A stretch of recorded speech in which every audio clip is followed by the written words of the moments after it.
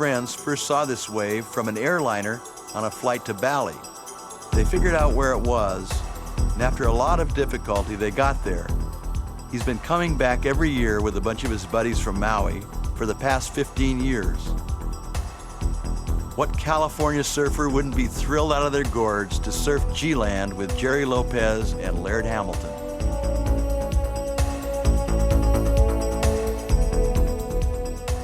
Pat got a bunch of great waves.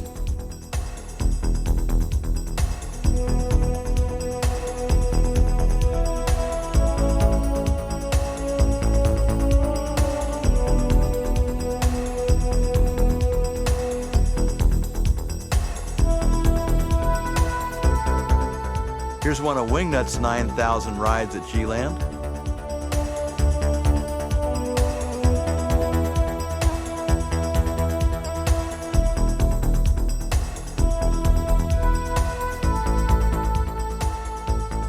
Jerry wears Polaroid goggles to save his eyes from the glare because he frequently stays out for 8 or 10 hours straight. Jerry is known as Mr. Pipeline because he established a whole style of surfing in difficult waves. He was the surfer everyone else was measured by. Here's what Laird has to say about Jerry. In my eyes, what I see that Jerry has brought to the sport is the ability to make things look so very easy that are so very difficult and remain calm and cool while doing it. Jerry is stoked just about surfing and about living. It should be the contrary. It should be that he's surfed all the perfect waves every single time they've been good and that he should be the most jaded one of all of us. But it's the opposite. He's the biggest Grammy. Jerry Lopez was one of the surfers who introduced and pioneered surfing in Indonesia. He has a couple of proteges that have turned into world-class surfers. This is a young guy by the name of Rizal.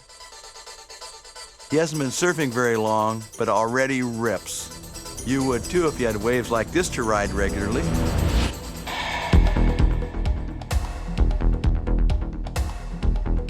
A surfer named Made is another Lopez protege.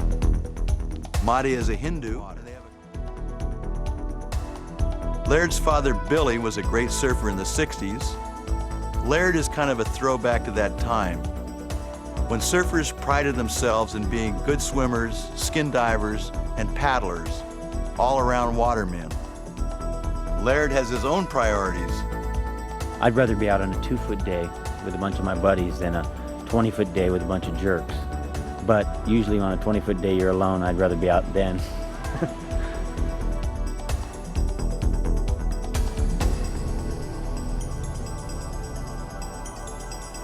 Laird does all kinds of interesting things in the ocean, like make some epic long-distance journeys on his ocean-going paddleboard. Well, actually, Laird does is a lot of windsurfing around Maui where he lives. And we actually can sail between islands, which is real nice. really? Yeah. How long does that take? And we get upwards of 40, 45 miles an hour, something like that. If you sailed from Maui to Oahu, which is about 118 miles, we can do that in 5 hours.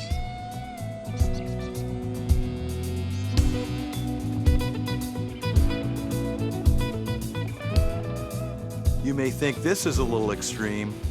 He does other things that are really ridiculous. Well, he's got a paddle into. In this case, it's a wave runner for the toe-in.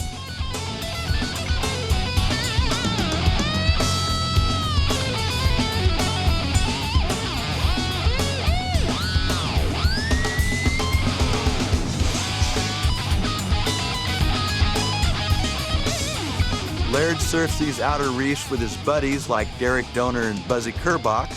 They take turns being the tower and the towee.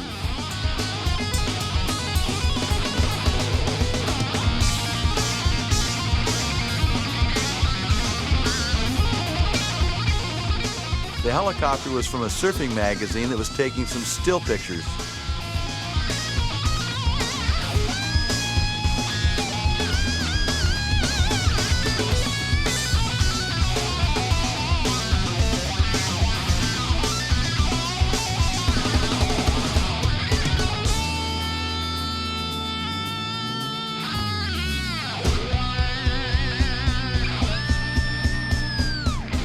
Laird has foot straps on his board to keep him getting bounced off.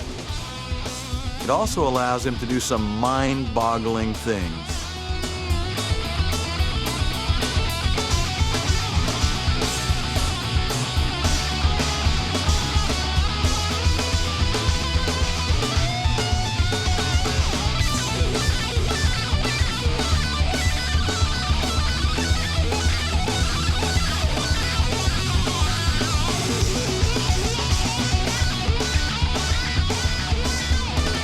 Have a little Laird burger. I've learned though. I don't go with them anymore.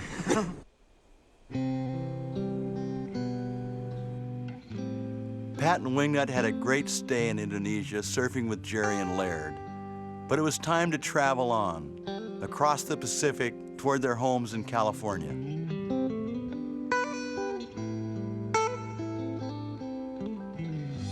Surfers are travelers, and so are the waves they ride. Waves borne by storms thousands of miles away travel across the oceans of the world to break on beaches for our enjoyment. These waves are a true gift of nature to us. No two are exactly alike. It's like someone's fingerprint.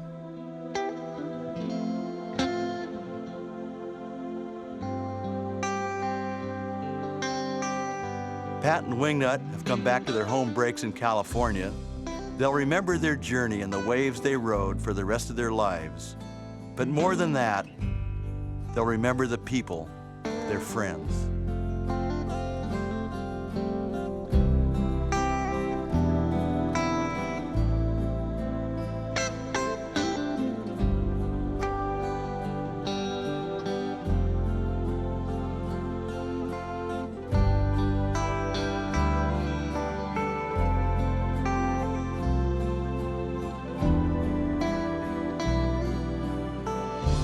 With enough time and enough money, you could spend the rest of your life